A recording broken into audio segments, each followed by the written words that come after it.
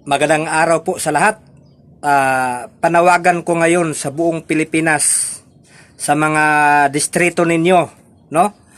Yung mga congressman na ayaw sa death penalty, o yung mga congressman na mga buaya o kurakot, huwag nyong iboto sa 2028. Yun lang ang hiling ko sa mga kababayan, sa mga congressman na ayaw magpa-drug test, ayaw na magkaroon tayo ng batas na death penalty, sa mga buaya, sa mga kurakot, huwag nating ibalik sa Kongreso.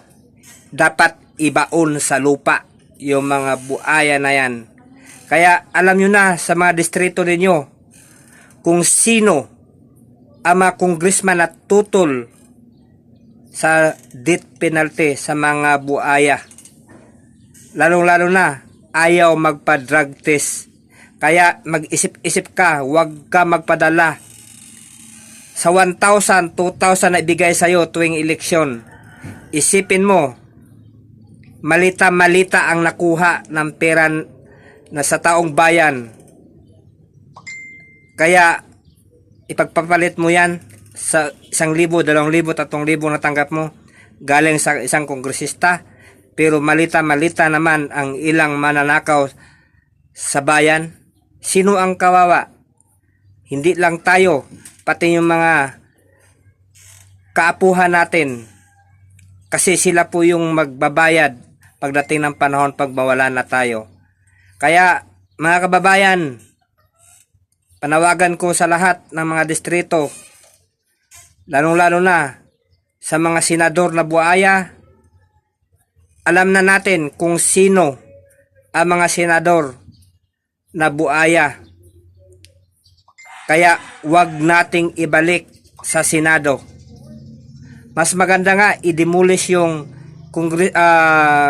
Kongreso at Senado para uunlad yung bayan natin at maging masaya at tahimik ang bayan natin. Kasi ang nagpapagulo lang dito sa bayan natin at nagpapahirap sa bayan, yun lang po ang mga congressman at senador. Yan lang po sila ang nagpapahirap.